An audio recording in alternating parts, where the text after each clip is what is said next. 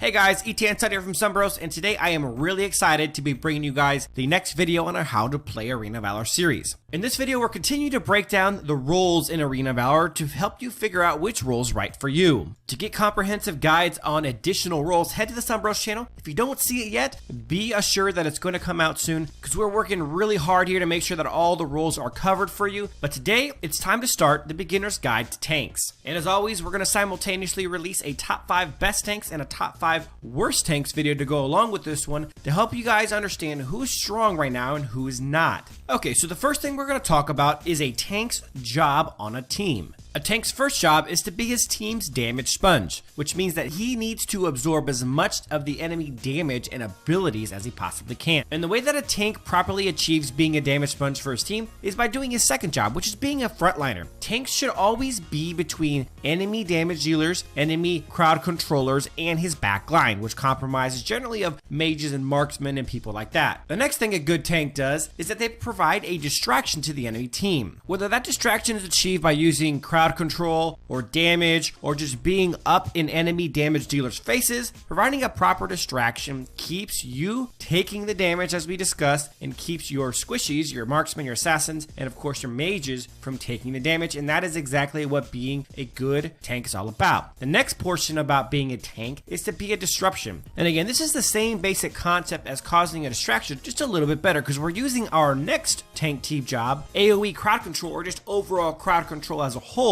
to be able to really disrupt what the enemy team is doing. If the enemy team is planning on sneaking an assassin around back to attack your backline, then it's your job to disrupt those plans. When we really get down to the nitty-gritty, we're using the ability to be a damage sponge, area of effect crowd controls or solid one-person crowd controls, frontlining, distracting, and disrupting. We're using all these jobs to achieve two basic goals for a tank, and that's keeping your squishy people alive, your damage dealers, marksmen, mages, assassin, and we do that mostly by using our abilities to keep assassins and their high crowd control tanks away from our squishies and our damage dealer. And the second basic goal that we have as tanks is to set up our damage dealers in the best opportunity possible to kill their damage dealers. So when I think of a good tank, and what I want you guys to think about when you're out there playing Arena of Valor and playing tanks, is that your main priorities are to keep your guys from getting killed and to help your guys secure kills on the other team. If you're chasing kills or trying to do anything of that sort, you're doing the wrong thing. Your job is to support your teammates and help get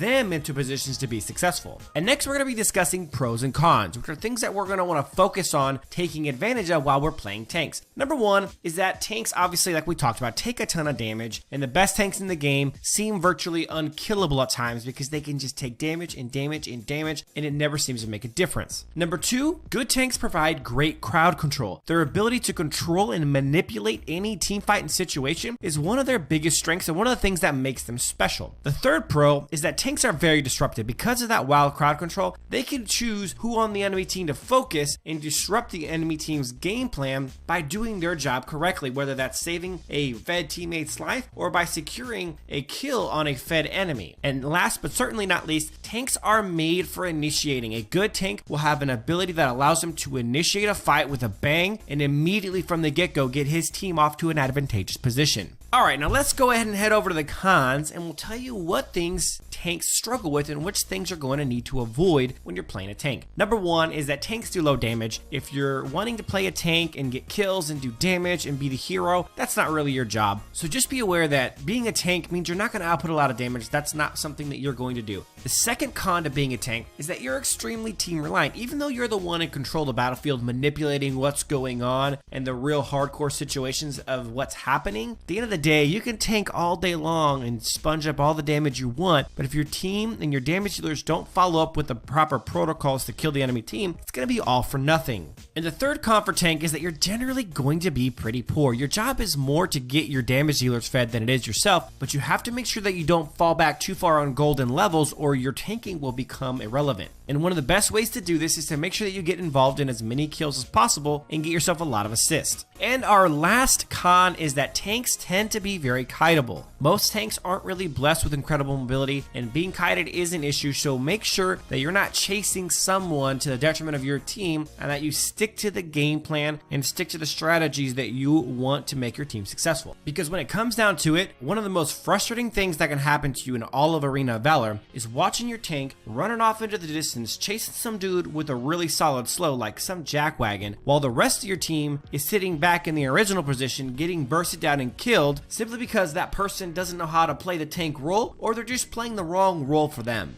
Alright, and the last thing we're going to cover today is going to be what I like to call complementaries. Essentially what we're going to do is we're going to break down the personality traits and playstyles of tanks to make sure that they align with what you want to do in the way that you play the game. The first trait of a good tank is that they control the battlefield, and that means disrupting and manipulating what the enemy team is trying to do in order to set up your team for success. Trait number 2 is that tanks tend to be up in your face. Good tanks tend to get right up in people's faces and totally F up their plans. The third trait of a good tank is being aggressive. When it's time to start a team fight, it's time to start a team fight. You can't sit back and be timid, going in and out and being indecisive. You gotta be really decisive and aggressive when it comes to saving your team's life or setting your team up for kills and getting in there and disrupting and causing havoc. Trait number 4 of playing tanks is they tend to be more forgiving. If you're somebody who's not always 100% aware of your surroundings and what's going on, you play somebody like a mage or a marksman, and you're going to find yourself out of position getting killed frequently. Whereas tanks are so tanky and have decent crowd control and stuff like that, they can generally get away with making more mistakes by being able to get out alive still. And the last trait of playing a tank is pretty simple. You're generally going to be an unsung hero. You're going to be making all the plays for your team, but you won't get a lot of credit. That's because your job is to set up kills for other people and save them from dying. Now, a smart player will generally recognize the quality and the work that a good tank does,